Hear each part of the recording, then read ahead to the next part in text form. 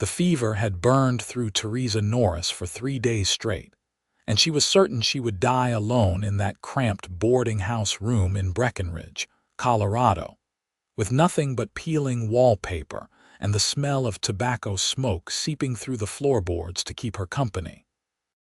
She had traveled west in the summer of 1879 with dreams of teaching school in the mining towns that dotted the Rocky Mountains.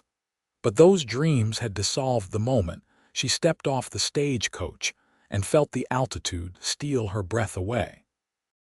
Within a week, a terrible sickness had taken hold, turning her skin pale as milk and her body weak as water. The boarding house keeper, Mrs. Helmsley, was a hard woman who had seen too many sick travelers to care much about one more. She brought water twice a day and left it by the door, never stepping inside, never checking if Theresa was still breathing.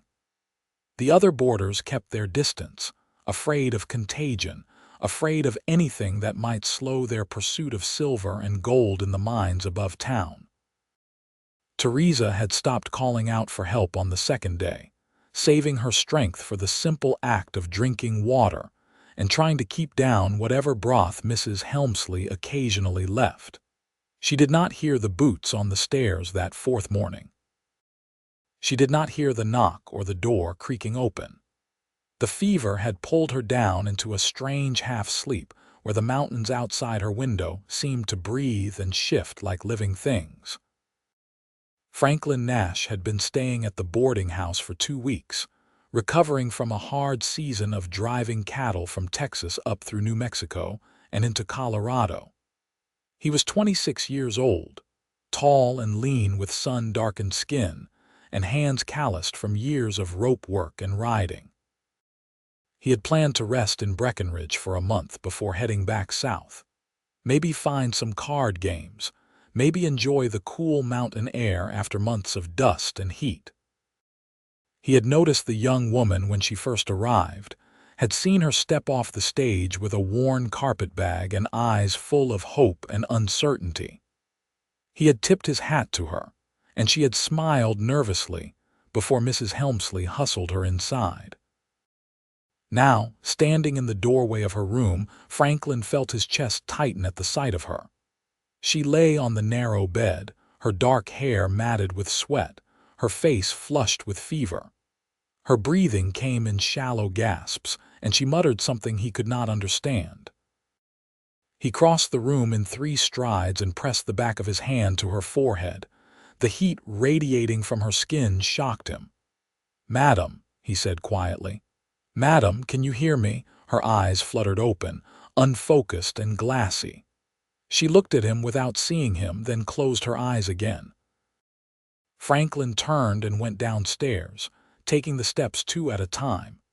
He found Mrs. Helmsley in the kitchen, kneading bread dough with methodical indifference. "That woman upstairs needs a doctor," Franklin said, his voice tight with anger. Mrs. Helmsley did not look up. "She paid for the room, not for nursing. If she wants a doctor, she can send for one herself. She cannot even stand. She is burning up with fever." The older woman shrugged, her thick arms working the dough. "Not my concern. People get sick. Some get better, some do not. That is the way of things." Franklin stared at her for a long moment, then turned and walked out. He found Dr. Williamson at his office on Main Street, a middle-aged man with wire spectacles and tired eyes. The doctor listened, nodded, and collected his bag. Together they returned to the boarding house.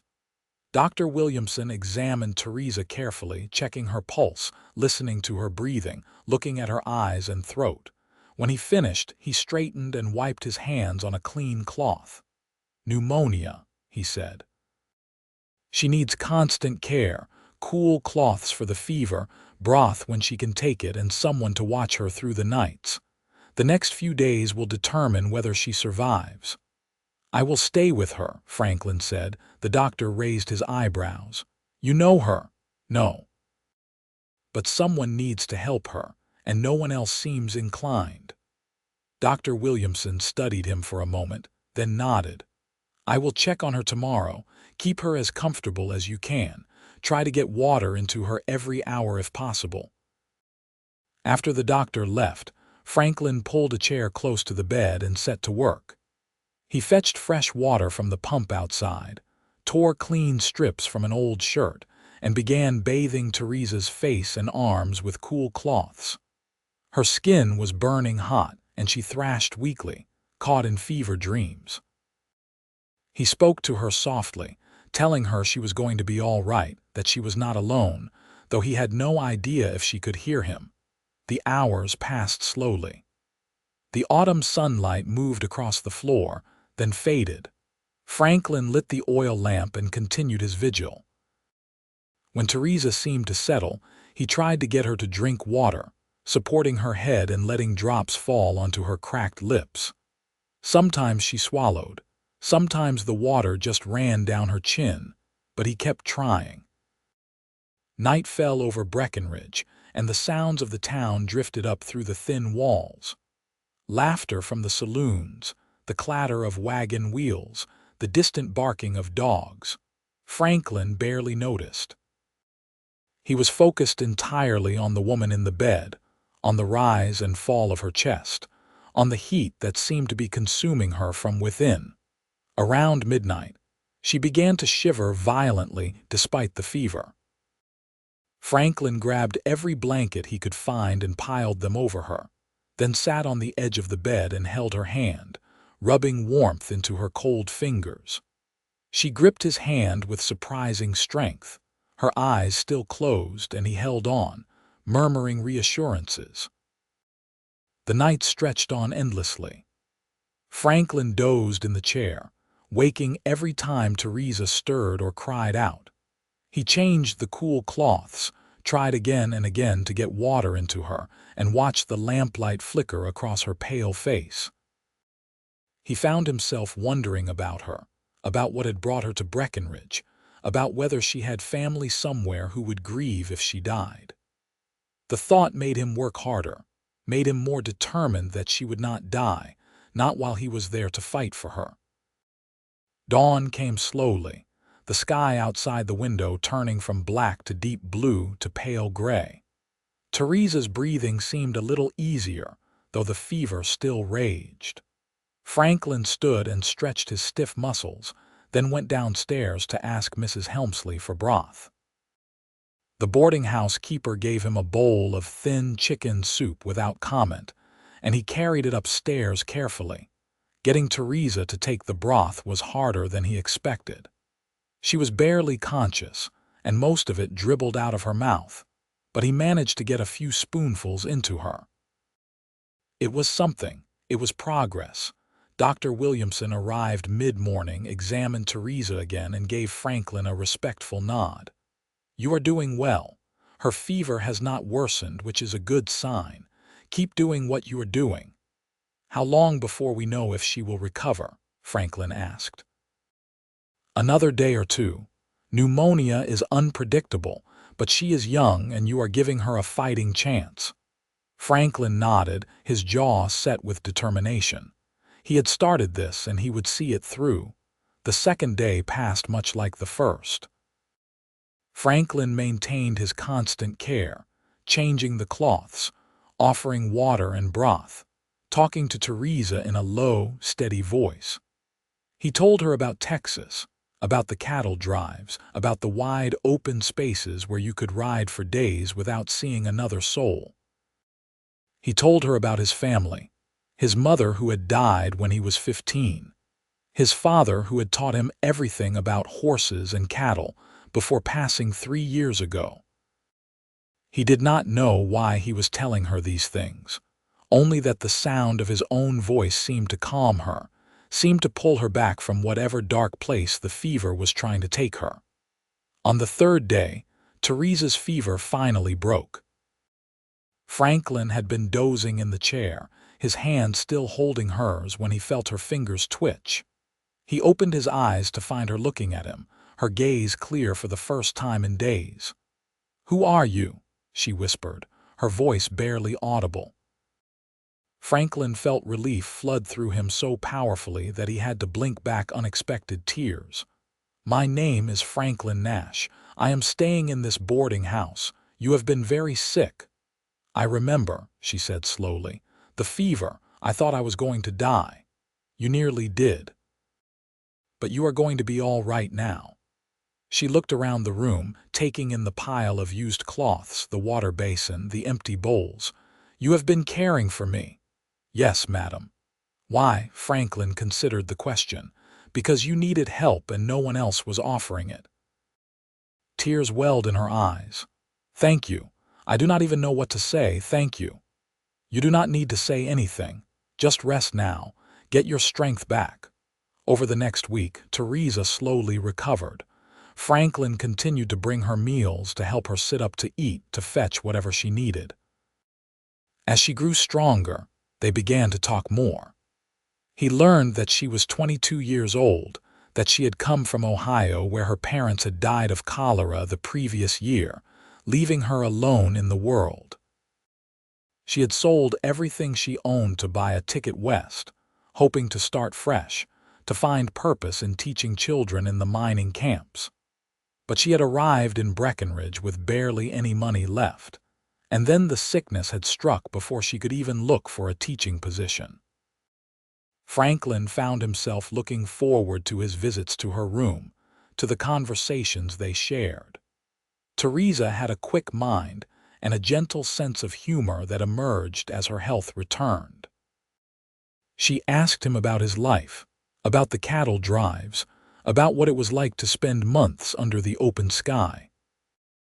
He found himself telling her things he had never told anyone, about the loneliness of the trail, about the beauty of a sunrise over endless grassland, about the satisfaction of hard work well done.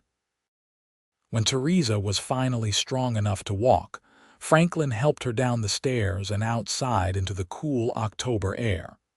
She stood in the street, breathing deeply, her face tilted toward the sun. The mountains rose around them, already capped with early snow, and the aspen trees blazed gold against the dark evergreens. "It is beautiful here," she said softly. "I was too sick to really see it before." "It is," Franklin agreed, though he was looking at her rather than the mountains. As the days passed, Franklin realized he was falling in love with Theresa Norris.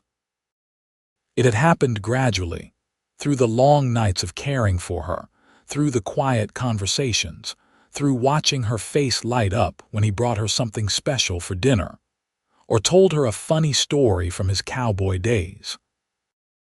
He loved her courage, the way she had traveled across the country alone to build a new life. He loved her kindness, the way she thanked Mrs. Helmsley for the simplest things even though the woman had done nothing to help her when she was dying. He loved the way she listened when he talked, truly listened, as if his words mattered. But Franklin was a practical man, and he knew that love was not enough. Theresa had no money, no prospects, and he was just a cowboy with some savings and no real home to offer her. He began to think about the future, about what he could do to change his circumstances. One evening, about 3 weeks after Theresa's fever had broken, Franklin asked her to walk with him. They strolled through Breckenridge as the sun set, painting the sky orange and purple. The town was quieter than usual, many of the miners already inside for the night, escaping the cold that settled quickly once the sun went down. "I need to talk to you about something," Franklin said, his heart pounding harder than it ever had facing down an angry steer. Theresa looked up at him, her expression curious and a little worried. "What is it?" He stopped walking and turned to face her. "These past weeks, getting to know you, it has been the best time of my life. I know that sounds strange given how we met, given that you were so sick. But it is the truth.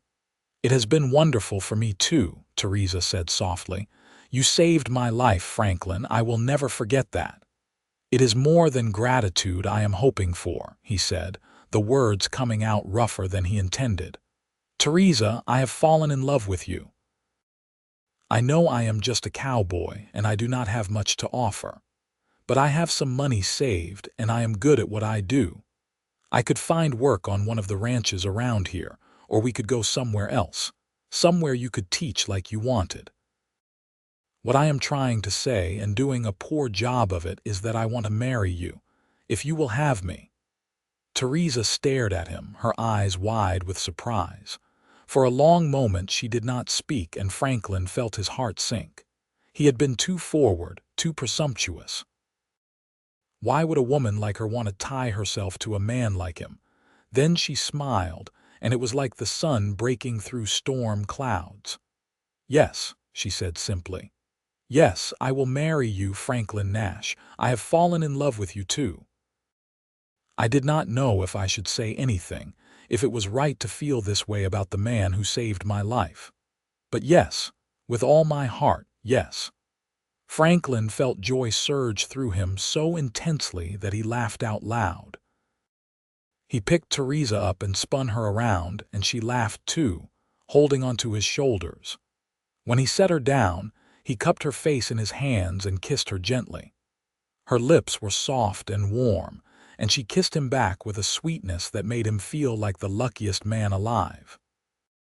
They were married 2 weeks later in a small ceremony at the church in Breckenridge. Dr. Williamson stood as witness, along with the church minister's wife. Theresa wore a simple blue dress that she had mended and pressed with care.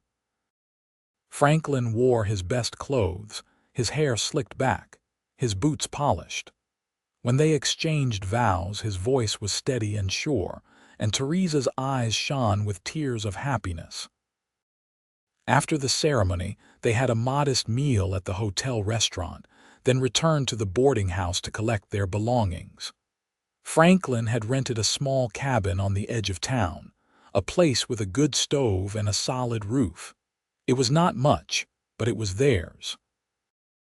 That first night as husband and wife, they sat together by the fire, Theresa curled against Franklin's side, his arm around her shoulders.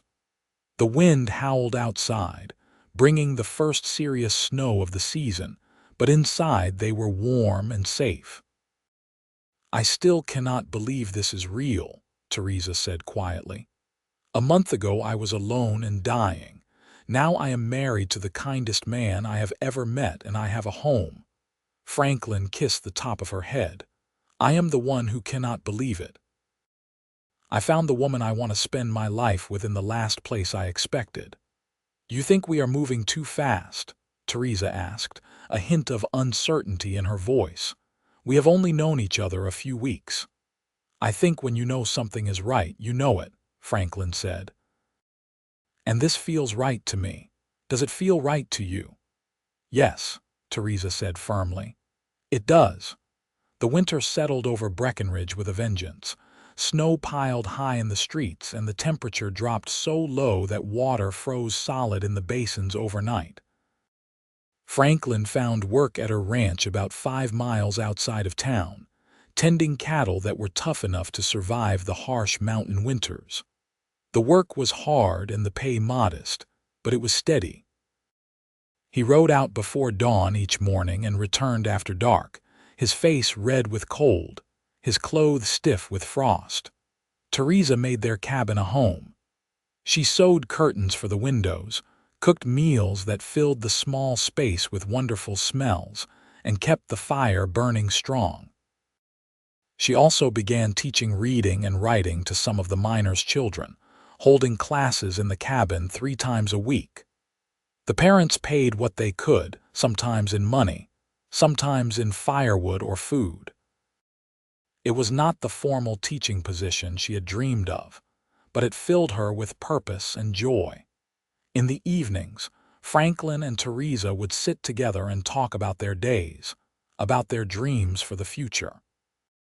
Franklin told her he wanted to save enough money to buy a small ranch of their own someday, a place where they could raise cattle and horses. Theresa said she wanted to keep teaching, maybe eventually help establish a real school in Breckenridge. They talked about having children, about building a life that would be rich in love even if it was modest in material things. As winter gave way to spring, their love deepened. They learned each other's habits and rhythms, the small intimacies of married life.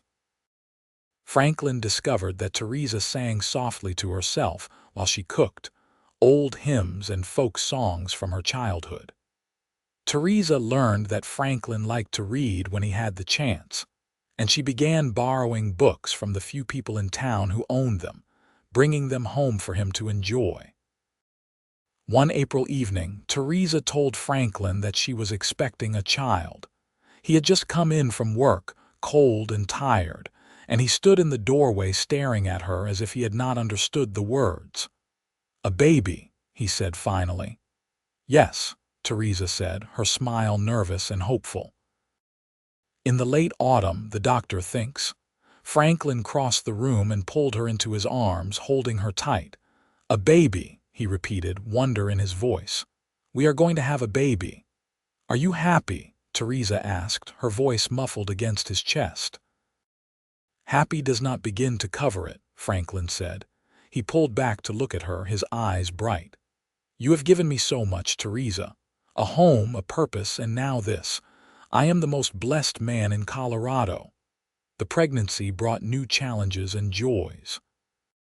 Theresa tired more easily, and Franklin insisted she cut back on teaching, limiting her classes to just twice a week.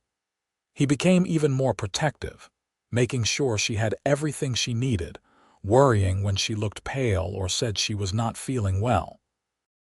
Theresa bore his fussing with good humor, assuring him that she was healthy and strong, that women had been having babies since the beginning of time. As summer bloomed across the mountains, Franklin worked extra hours and took on additional jobs when he could find them. He repaired fences for neighboring ranchers, helped with haying, even worked a few shifts at the livery stable in town. Every extra dollar went into a tin box they kept hidden under the floorboards, savings for the baby and for their dream of owning land. Theresa's belly grew round, and she sewed tiny clothes from scraps of fabric, preparing for the baby's arrival. The women in town, who had initially been wary of the newcomer, warmed to her as her pregnancy advanced. They brought her advice and hand-me-down baby clothes, shared their own stories of childbirth and child-rearing. Theresa found herself part of a community in a way she had never expected, and it filled her heart with gratitude. In October, on a clear, cold night when the stars seemed close enough to touch, Theresa went into labor. Franklin rode frantically to fetch Dr. Williamson, then paced the cabin floor while the doctor and two neighbor women attended to his wife. The hours stretched endlessly, punctuated by Theresa's cries of pain that made Franklin want to break down the bedroom door and demand that someone do something to help her. Finally, just as dawn was breaking, a baby's cry split the air. Franklin froze, hardly daring to breathe. One of the neighbor women, Mrs. Patterson, emerged from the bedroom with a tired smile. "You have a son," she said. "A healthy, strong boy, and your wife is doing well." Franklin pushed past her into the bedroom. Theresa lay propped against the pillows, exhausted but radiant, holding a tiny bundle wrapped in blankets. She looked up at Franklin with tears streaming down her face. "Come meet our son," she said softly. Franklin approached the bed as if in a dream. He looked down at the baby, at the small red face and the wisps of dark hair, the tiny hands curled into fists. Something in his chest cracked open, a flood of love so powerful it almost brought him to his knees. "He is perfect," Franklin whispered. "You are perfect. Thank you, Theresa. Thank you for this." They named the baby Thomas after Theresa's father. Little Thomas was a good baby, quiet and content, and he brought a new dimension to their lives. Franklin discovered that he loved being a father, loved holding his son and watching him sleep, loved seeing Theresa nurse him and sing to him. The cabin felt full now, complete in a way it had not been before. The winter of 1880 was easier than the previous one, perhaps because they faced it as a family. Franklin still worked long hours, but he always made time to hold Thomas when he got home, to help Theresa with the baby during the night. Theresa managed the household and the baby with calm competence, though there were moments when the isolation and the demands of motherhood overwhelmed her. During those times, Franklin held her and let her cry, reminding her that she was doing wonderfully, that she was the best mother Thomas could have asked for. As Thomas grew from an infant into a curious, active baby, Franklin's determination to buy land intensified. He began looking seriously at properties, riding out on his days off to examine parcels that were for sale. Most were too expensive or too remote, but in the spring of 1881, he found a promising piece of land about 10 miles from Breckenridge. It was 200 acres of good grazing land with a creek running through it and a stand of timber for building. The price was high but not impossible. Franklin brought Theresa to see the land on a warm May afternoon. Thomas bundled on her lap as they rode in a borrowed wagon. They stood together on a small rise, looking out over the property. The mountains rose in the distance, still snow-capped, and the meadows were thick with new grass and wildflowers. "What do you think?" Franklin asked, his voice tight with hope. Theresa looked around slowly, taking it all in. "I think it is beautiful. I think we could build a good life here. We would have to live in a tent at first while I build us a house. It would be hard work, and it might take a few years to get the ranch really going." "I am not afraid of hard work," Theresa said, looking up at him. "And I know you will build us a good house. I trust you, Franklin." With Theresa's blessing, Franklin made an offer on the land. The negotiations took weeks, but finally, in June of 1881, the property was theirs. Franklin felt a pride and satisfaction deeper than anything he had known before. He owned land.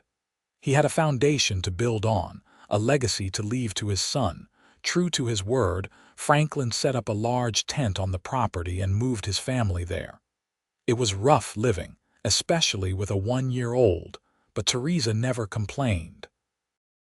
She made the tent as comfortable as possible, cooking over an open fire and keeping Thomas entertained while Franklin worked from sunrise to sunset.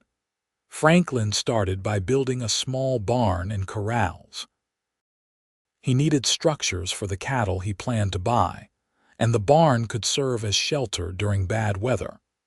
He worked with an intensity born of love and purpose, his hands bleeding and his body aching, but his spirit high. Neighbors from surrounding ranches sometimes stopped by to offer advice or help, and Franklin was grateful for their kindness. By autumn, the barn was finished, and Franklin had started on the foundation for the house. He had also bought 20 head of cattle, using almost all their savings. It was a risk, but one he believed in. The cattle would multiply, and in a few years they would have a decent herd. The house took shape slowly through the winter.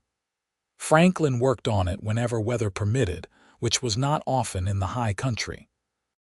But by spring of 1882, they had a basic structure. 2 rooms with a loft, a solid roof, a good fireplace, and real windows. It was rough and simple, but it was a house, and it was theirs. Theresa cried when Franklin carried her over the threshold, Thomas toddling in behind them. She stood in the middle of the main room, turning in a slow circle, her hand over her mouth. "It is ours," she whispered. "Really ours. Every nail and board," Franklin said proudly, "built for you and Thomas and whatever other children we might have." Theresa turned to him with a knowing smile. "About that, I have been meaning to tell you, we are going to have another baby." Franklin's whoop of joy could probably be heard all the way back in Breckenridge. He picked Theresa up and spun her around just like he had the night he proposed, and she laughed with delight. Their second child, a daughter they named Margaret, was born in November of 1882. She had Theresa's dark eyes and Franklin's strong features, and from the moment she arrived, She made her presence known with lusty cries and determined waving of tiny fists. Thomas, now 2 years old, was fascinated by his baby sister, wanting to touch her constantly, bringing her sticks and rocks as gifts. The ranch slowly prospered. Franklin worked harder than he had ever worked in his life, but the results showed. The herd grew. He built more corrals, a chicken coop, and eventually a separate bunkhouse for the hired hand he was able to afford. Theresa tended a large garden, preserved food for the winter, made butter and cheese. She also started teaching again, holding classes for the children from neighboring ranches twice a week during the school year. The years rolled by, marked by the rhythms of ranch life and the growth of their children. Thomas became a sturdy, serious boy who followed his father everywhere, learning about cattle and horses and the land. Margaret was bright and fearless, climbing trees and riding horses almost before she could walk properly. In 1885, Theresa gave birth to twin boys, James and Joseph, who brought chaos and joy in equal measure. Through it all, Franklin and Theresa's love remained the bedrock of their lives. They still talked every evening after the children were in bed, sharing their thoughts and dreams, solving problems together, supporting each other through difficult times. Franklin never forgot that he had nearly lost Theresa before he even really knew her, and he treasured every day they had together. Theresa never forgot that Franklin had saved her life and then given her a life worth living, full of love and purpose. There were hard times too. A bitter winter in 1886 killed some of their cattle. Thomas broke his arm falling from a horse when he was 8, scaring them both half to death. Margaret developed a terrible cough one winter that lasted for weeks, and Theresa barely slept, haunted by memories of her own near-fatal illness. But they weathered every storm together, their bond growing stronger with each challenge overcome. By 1890, the ranch was well established and profitable. Franklin had built additions to the house, including a proper kitchen and 3 more bedrooms. They had a herd of over 200 cattle, a dozen horses, chickens, pigs, and 2 milk cows. The property was no longer raw land but a working ranch with fences and outbuildings and fields of hay. One evening in late summer, Franklin and Theresa sat on the porch they had built the previous year, watching the sun set over the mountains. The children were playing in the yard, their laughter carried on the warm breeze. Thomas, now 9, was teaching Margaret, age 7, how to throw a lasso. The twins, rambunctious 5-year-olds, were chasing the dog around in circles. "You ever think about that boarding house in Breckenridge?" Theresa asked quietly. Franklin took her hand, his thumb rubbing over her knuckles. "Sometimes, I think about how close I came to never knowing you.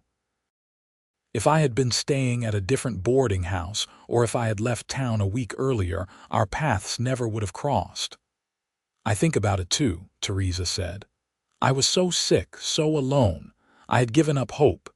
And then you walked into that room and everything changed." "You changed my life too," Franklin said. "Before I met you, I was just drifting. I had no real purpose, no direction. You gave me all of this." He gestured at the ranch, the children, the life they had built. "You gave me a reason to work hard, to build something lasting." Theresa leaned her head on his shoulder. "We gave each other a reason. We built this together." They sat in comfortable silence, watching their children play as the sky turned from gold to pink to purple. Franklin thought about the younger version of himself, the cowboy who had climbed those stairs in a boarding house and found a sick woman he did not know. He had acted on instinct and compassion, never imagining where that decision would lead. Now, 11 years later, he had everything he had ever wanted and things he had not even known to dream of. "I love you, Theresa," he said softly. I have loved you since those first days when I was trying to keep you alive. I will love you until the day I die." Theresa turned to kiss him, her eyes shining with tears. "I love you too, Franklin. You are the best man I have ever known. You saved me and then you built a beautiful life with me. I could not ask for more." As the stars began to appear in the darkening sky, they called the children inside for supper. The family gathered around the table Franklin had built with his own hands, in the house he had constructed board by board, on the land he had worked so hard to buy. Theresa served the meal she had prepared from vegetables grown in their garden and meat from their own cattle. The children chattered about their day, their voices overlapping, their faces bright with happiness. After supper, Franklin helped Theresa wash the dishes while the children did their evening chores. When everything was clean and put away, they gathered in the main room. Theresa had the children practice their reading, hearing each one recite from the few books they owned. Franklin listened with pride, thinking about how important education was to Theresa, how she was passing on her love of learning to their children. When the children were finally in bed, Franklin and Theresa stepped outside again. The night was clear and cool, the stars blazing overhead in the way they only did in the high country. Franklin put his arm around his wife, and she nestled close. "You think the children understand how blessed we are?" Theresa asked. "I think they will when they are older," Franklin said. "Right now they just know this is home, this is normal. But someday they will understand that what we have is special. That love like ours, a family like ours, is worth more than all the gold in these mountains." The years continued to pass, bringing new joys and occasional sorrows. Franklin's hired hand, a young man named Peter who had worked for them for 3 years, married and moved on to start his own place. Franklin hired 2 more hands to help with the growing operation. Theresa expanded her teaching, and eventually a proper schoolhouse was built halfway between several ranches, with Theresa as the teacher. She rode there 3 days a week, proud to finally have the formal teaching position she had dreamed of all those years ago. Thomas grew into a capable young man who shared his father's love of ranching. Margaret developed a talent for training horses, able to gentle even the wildest Mustang with patience and skill. The twins, James and Joseph, were inseparable and industrious, always working on some project or adventure together. In 1895, when Thomas was 14, he asked his father if he could start accompanying him on the cattle drives to Denver. Franklin agreed, proud that his son was ready to take on adult responsibilities. That first drive, Franklin watched Thomas work with a mixture of pride and nostalgia, remembering his own youth on the trail. His son was becoming a man and a good one. Margaret, at 13, announced that she wanted to breed and sell horses. Franklin and Theresa discussed it and agreed to let her try. They gave her 3 mares, and she threw herself into the project with determination. Within 2 years, she was selling well-trained horses to neighboring ranches and making a small profit. The twins showed an interest in the business side of ranching, keeping careful records of expenses and income, suggesting ways to improve efficiency. Franklin was amazed at their head for figures and encouraged them to pursue their interests. In 1897, Theresa gave birth to their 6th and final child, a daughter they named Lucy. The baby came as a surprise, as Theresa was now 39 years old and had assumed her childbearing years were over. But Lucy was healthy and sweet-tempered, and the older children doted on her. Franklin, now 44, felt the weight of time passing. His hands were more arthritic, his back more prone to pain. But he was content in a way he had never imagined possible. He had built something lasting, raised children who were growing into fine adults, and loved a woman more deeply with each passing year. One spring evening in 1899, Franklin and Theresa celebrated their 20th wedding anniversary. The children had planned a surprise party, inviting neighbors and friends from miles around. The ranch house was full of people, food, and laughter. There was music and dancing, and at one point, Franklin took Theresa's hand and led her outside for a moment of quiet.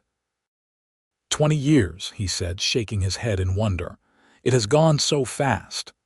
The happiest 20 years of my life, Theresa said. When I think about who I was when I came to Breckenridge, so alone and afraid, and who I am now, it feels like a miracle. You were always strong, Franklin said. You just needed a chance to show it. You have built as much of this as I have. You have raised our children to be kind and hardworking. You have taught dozens of children to read and write. You have made this house a home. I am just the cowboy who nursed you back to health. You did the rest. Theresa cupped his face in her hands. We did it together. Everything we have, we built together. That is what marriage is supposed to be. They kissed, and from inside the house came cheers and good-natured teasing from their guests. Laughing, they returned to the party, to their family and friends, to the celebration of 2 decades of love and partnership. As the 20th century dawned, the Nash Ranch was one of the most respected in the region. Franklin had expanded their holdings to over 500 acres. Thomas, now 19, managed much of the day-to-day operations, freeing Franklin to focus on planning and business. Margaret, 17, had established a thriving horse breeding operation. The twins, 14, were preparing to attend business school in Denver, planning to bring their skills back to help expand the ranch's profitability. Lucy, a bright and curious 2-year-old, was the baby of the family and thoroughly spoiled by everyone. Theresa had achieved her dream of establishing a proper school. The schoolhouse that had started as a simple 1-room building now had 2 rooms and served children from ranches and small settlements for miles around. Though Theresa no longer taught full-time, having hired a younger teacher to take over most of the daily classes, she still visited regularly and served on the school board. Franklin sometimes rode up to a high point on their property, a place where he could see the whole spread laid out below him.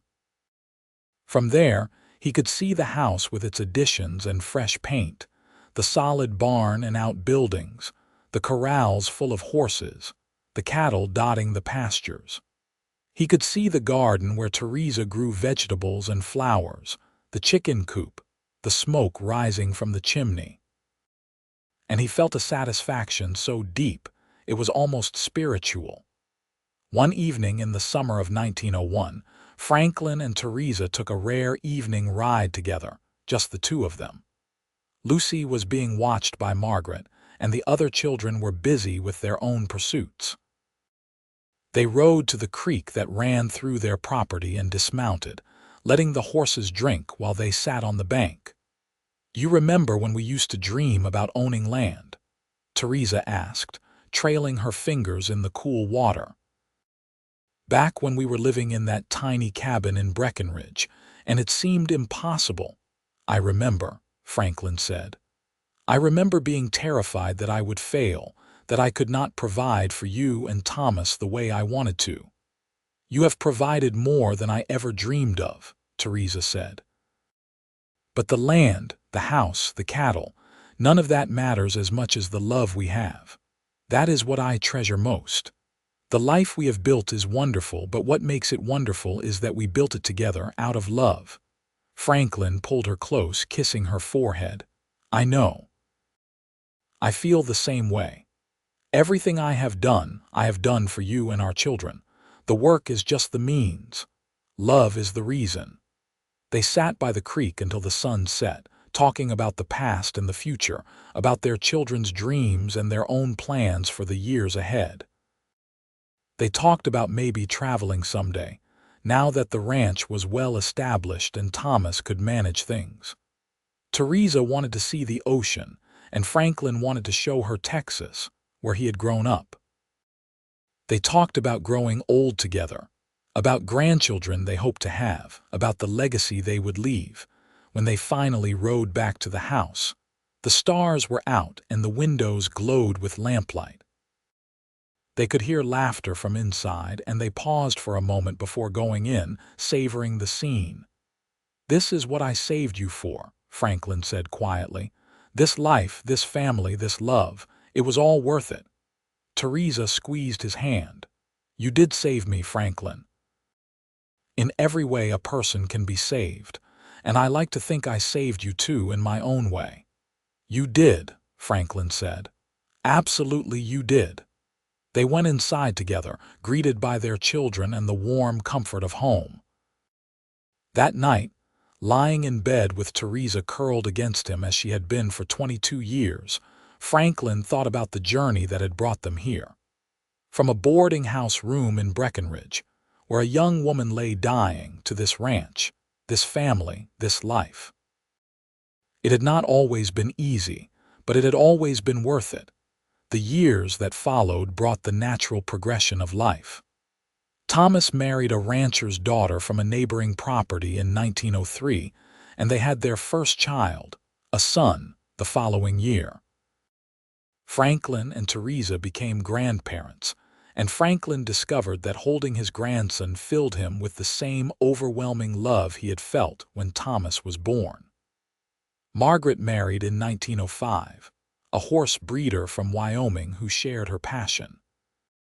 The twins went to Denver for school but came home every summer, and they never lost their connection to the ranch.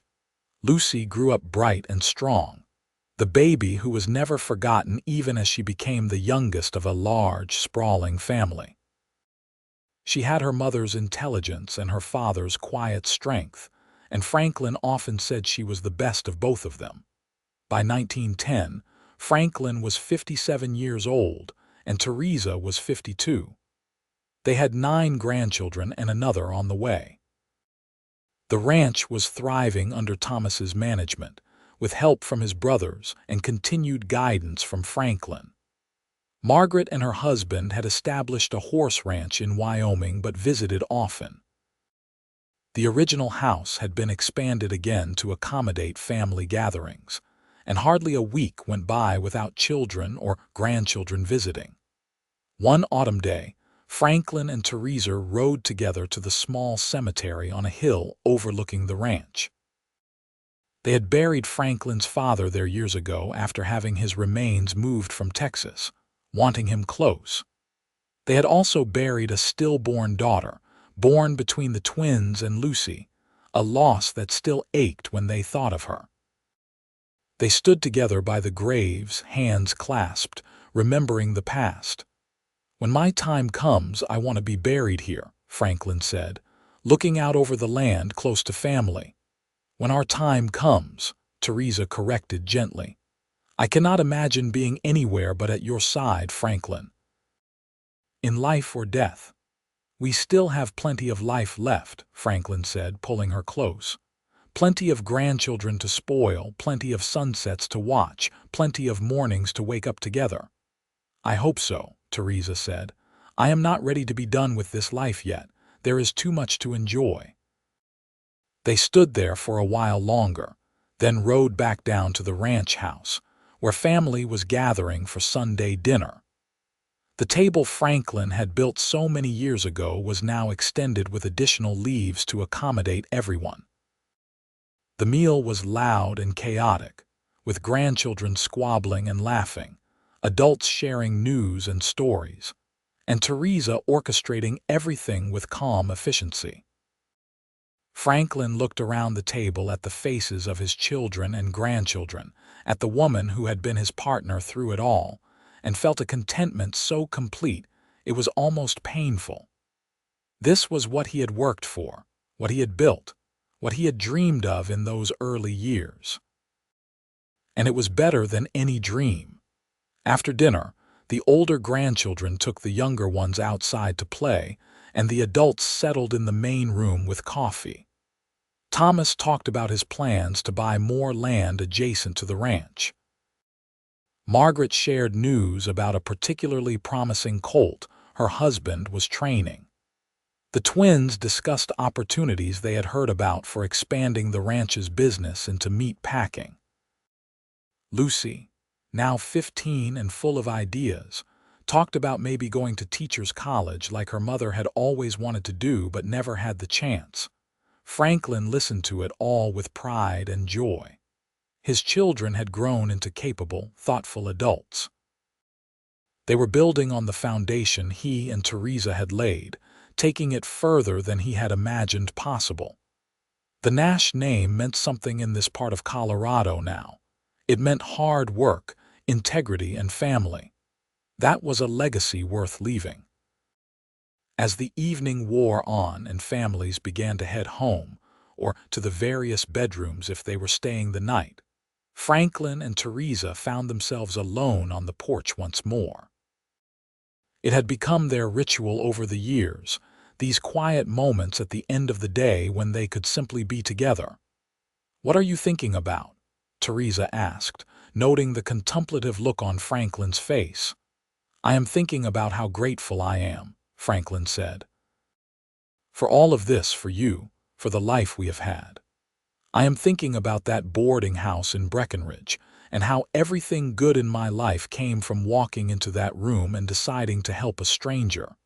Best decision I ever made." Theresa smiled, the lamplight from inside casting a warm glow on her face. She was 52 now, her dark hair streaked with gray, her face lined with age and laughter. To Franklin, she was as beautiful as the day he had asked her to marry him.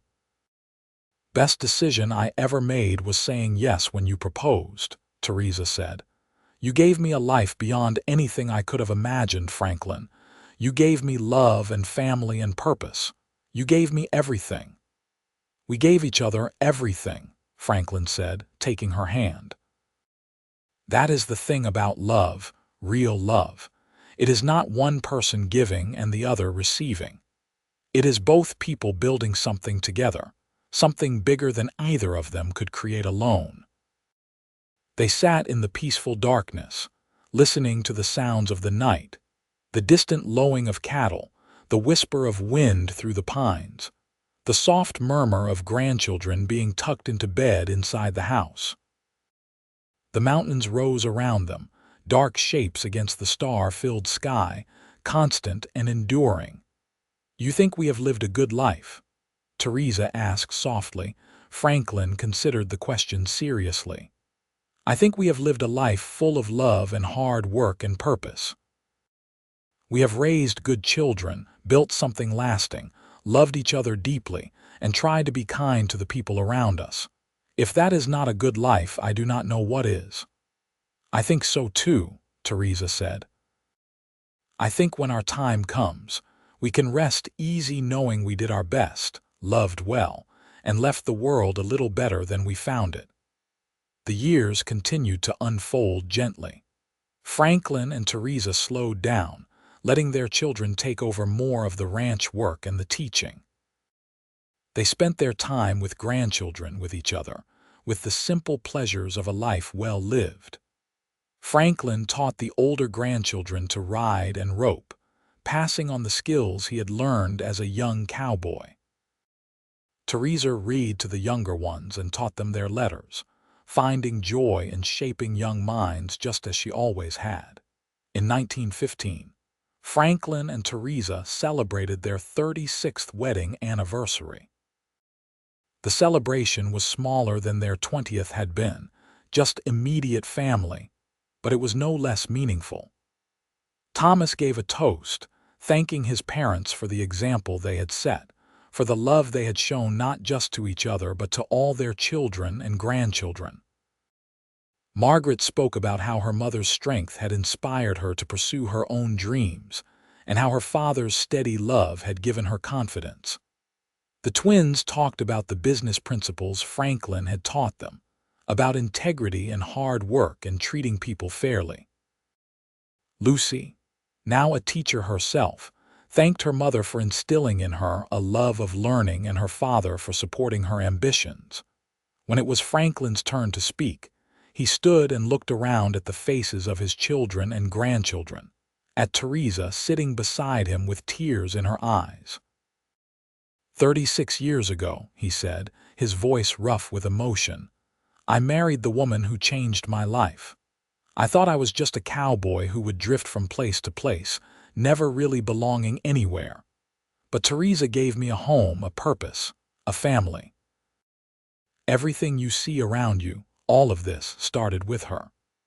So on this anniversary, I want to thank my wife for 36 years of love, partnership, and joy. You are the best thing that ever happened to me, Theresa Norris Nash, and I love you more today than I did when I first asked you to marry me. Theresa stood and kissed him to applause and cheers from their family. And I love you, Franklin Nash. You saved my life and then you made my life worth living. Thank you for 36 beautiful years. Here is to many more. They did have more years, blessed years of watching their family grow and thrive. There were hard moments too. They lost friends to age and illness. Franklin's health began to decline, his joints stiff with arthritis, his breathing labored after years of hard work at high altitude. But through it all, they had each other. In the spring of 1920, Franklin fell ill with pneumonia. The irony was not lost on either of them, that the same illness that had nearly taken Theresa 41 years ago was now threatening Franklin. Theresa nursed him just as he had once nursed her, sitting by his bedside day and night, bathing his face with cool cloths, coaxing him to drink water and take broth. For a while, it seemed he might not recover. His breathing became labored, his fever spiked, and Theresa feared she would lose him. She held his hand and talked to him about their life together, about the children and grandchildren, about all the beautiful years they had shared. She reminded him of that first day when he had walked into her boarding house room and saved her life. She told him she was trying to save him now, the way he had saved her. Whether it was her care, his own strength, or simply not being ready to let go, Franklin slowly began to recover. The fever broke, his breathing eased, and color returned to his face. When he was finally strong enough to sit up and take notice, he found Theresa asleep in the chair beside his bed, her hand still holding his, her face drawn with exhaustion. "Theresa," he said softly. She woke immediately, her eyes flying open. "Franklin, how are you feeling?" "Better," he said. "Thanks to you. You saved me, just like I saved you all those years ago." Theresa started to cry, tears of relief and gratitude streaming down her face. "I thought I was going to lose you. I prayed so hard that I would not have to face this world without you." "Not yet," Franklin said, squeezing her hand weakly. "We have more time yet." And they did. Franklin recovered slowly but surely, and by summer he was back on his feet, though more frail than before. He could no longer work the ranch, but he sat on the porch and gave advice, played with great-grandchildren who had started to arrive, and treasured every moment with Theresa. They celebrated their 40th wedding anniversary in 1919 with a massive gathering. All of their children came, all of the grandchildren, and even a few great-grandchildren. The ranch house overflowed with family, and neighbors and friends joined in the celebration. It was a testament to the life Franklin and Theresa had built, to the love that had started in a boarding house room in Breckenridge and had grown into this vibrant, sprawling family tree. Franklin and Theresa danced that night, slowly and carefully, holding each other close. Around them, their descendants danced and laughed, and the music carried out across the ranch that had been built on love and hard work. 40 years, Theresa said, her head resting on Franklin's shoulder. "Can you believe it? Every day with you has been a gift," Franklin said. If I could go back and do it all again, I would not change a single moment. Neither would I, Theresa said. Well, maybe I would skip the part where I almost died of pneumonia, Franklin chuckled. But if you had not been sick, I might never have really gotten to know you. I might have just tipped my hat and moved on. Everything good came from that moment. Then I would not change that either, Theresa said. It all led us here to this moment, to this family, to this love, and it was all worth it. As they swayed to the music under the Colorado stars, surrounded by the family they had created and the life they had built together, Franklin and Theresa knew they had achieved something precious. They had taken a chance on love, built a partnership based on mutual respect and affection, and created a legacy that would endure long after they were gone. The years moved on, as years do. Franklin's health continued to decline gradually, but he remained sharp and engaged with life. Theresa stayed strong, caring for him as he had once cared for her, making sure he was comfortable and happy. They spent their days quietly, talking and remembering, watching the ranch continue to thrive under Thomas's expert management. In 1923, Franklin celebrated his 70th birthday. It was a quiet affair, just immediate family, as he tired easily now. But he was surrounded by love, by children and grandchildren and great-grandchildren who all bore witness to the life he and Theresa had created. That evening, after everyone had gone home, Franklin and Theresa sat on the porch as they had done thousands of times before. Franklin was wrapped in blankets despite the mild summer evening, his hands trembling slightly with age. "I have been thinking," he said slowly, "about what I want to say to you while I still can, in case there comes a time when I cannot say it anymore." "Franklin, do not talk like that," Theresa said, though her voice trembled. "Hush now and listen," Franklin said gently. "I need you to know that every moment with you has been a blessing. From that first day when I walked into that boarding house room and saw you so sick and alone, I knew my life was about to change. I just did not know how much. You gave me purpose, love, family. You made me a better man. And when my time comes, whenever that is, I want you to know that I will go peacefully, because I have lived a life full of love and meaning. You gave me that, Theresa. You and the life we built together." Theresa was crying now, her hand gripping his tightly. "You gave me the same gift. You saved me when I had given up hope, and then you loved me so completely that I never felt alone again. Whatever time we have left, whether it is years or days, I am grateful for all of it." "Promise me something," Franklin said. "When I am gone, do not grieve too long. Remember the happy times, the love we shared, and keep living. Keep enjoying our children and grandchildren. Keep teaching if you can. Do not let my absence steal your joy." "I will try," Theresa said, "but you are asking a hard thing. How do I learn to live without you when you have been my partner for more than 40 years? The same way I would have to if you went first," Franklin said. "By remembering that love does not end with death. By knowing that what we built together continues in our children and their children. By trusting that we will be together again someday." They sat together until the stars came out, holding hands, remembering their life together, grateful for every moment they had shared. Franklin lived for 2 more years, his health slowly failing but his spirit remaining strong. He spent his final years surrounded by family, his mind clear and his heart full. He delighted in his great-grandchildren, offered wisdom to his grandchildren, and took pride in his children's accomplishments. And through it all, Theresa was at his side, his constant companion and deepest love. In the autumn of 1925, Franklin passed away peacefully in his sleep, Theresa lying beside him. He was 72 years old. The funeral was held at the ranch, and people came from all over the county to pay their respects. Franklin Nash had been a respected rancher. a beloved father and grandfather, and most of all, a man who had lived with integrity and love.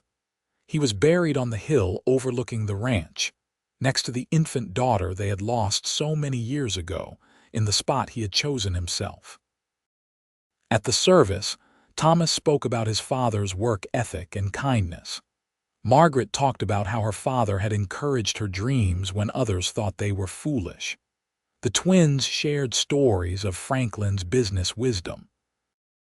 Lucy spoke about her father's gentle strength and unwavering love for her mother. Theresa did not speak at the service. She stood at the graveside, flanked by her children, and said goodbye to the man who had been her everything for 46 years. She placed a single wildflower on his coffin, the same kind of flower that had bloomed in the meadows of their ranch every spring for decades. After the funeral, life went on as it must. Theresa continued to live at the ranch, cared for by her family. She grieved Franklin deeply, missed him terribly, but she kept her promise to him. She did not let grief consume her. She spent time with her grandchildren and great-grandchildren, continued to be involved with the school, and found ways to keep living even with the enormous hole in her heart where Franklin had been. She lived for 7 more years, watching the ranch continue to prosper, watching new great-grandchildren be born, watching the family tree spread and grow. She told stories of Franklin to anyone who would listen, keeping his memory alive, making sure the younger generations knew what kind of man he had been. In the spring of 1932, Theresa passed away quietly in her sleep. She was 74 years old. She was buried next to Franklin on the hill, their graves side by side, looking out over the land they had built together. The headstones were simple but said everything that needed to be said. Franklin Nash, 1853–1925. Beloved husband, father, grandfather, he built with love. Theresa Norris Nash, 1857–1932. Beloved wife, mother, grandmother, teacher. She lived with grace. The ranch continued on under Thomas and his sons, then their sons, the Nash name remaining strong in the region for generations. The story of Franklin and Theresa became family legend, told and retold around dinner tables and at family gatherings. The tale of how a cowboy found a sick woman in a boarding house, nursed her back to health, fell in love with her, and built a life that would echo through generations. It was a story of compassion leading to love, of hard work building a legacy, of 2 people finding each other against the odds and creating something beautiful together. It was a story of the Old West, of dreams pursued and realized, of family and faith and enduring love. And on the hill above the ranch, 2 graves stood side by side, testament to a love that had started in a boarding house in Breckenridge in 1879 and had lasted through death and into eternity.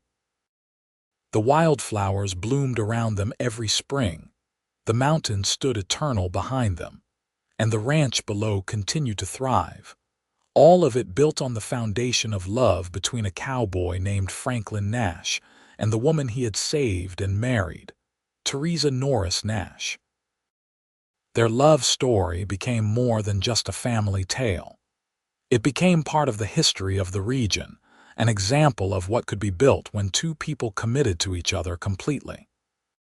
The schoolhouse that Theresa had helped establish still stood, though it had been rebuilt and expanded several times. A bronze plaque near the entrance honored her memory and her decades of service to education in the area. The ranch itself became one of the largest and most successful in Colorado, spanning thousands of acres by the mid-20th century. But the original house that Franklin had built with his own hands was preserved and maintained, kept as a museum of sorts for the family, a reminder of humble beginnings and the power of determination and love. Every year on the anniversary of Franklin and Theresa's wedding, the family gathered at the ranch for a celebration. It became tradition to tell the story of how they met, how Franklin had nursed Theresa back to health, how they had fallen in love and built the ranch from nothing. Young children heard the tale wide-eyed. Teenagers rolled their eyes but secretly found it romantic, and adults told it with pride, knowing they were descended from such a love. The story of Franklin and Theresa Nash lived on, a beacon of hope and inspiration, a reminder that sometimes the greatest love stories start with a simple act of kindness, and that the legacy of true love is measured not in wealth or fame but in the lives touched and the family created. Their love had started in a boarding house room in Breckenridge, Colorado, in 1879, and it continued to resonate more than a century later, as enduring as the mountains that watched over their final resting place.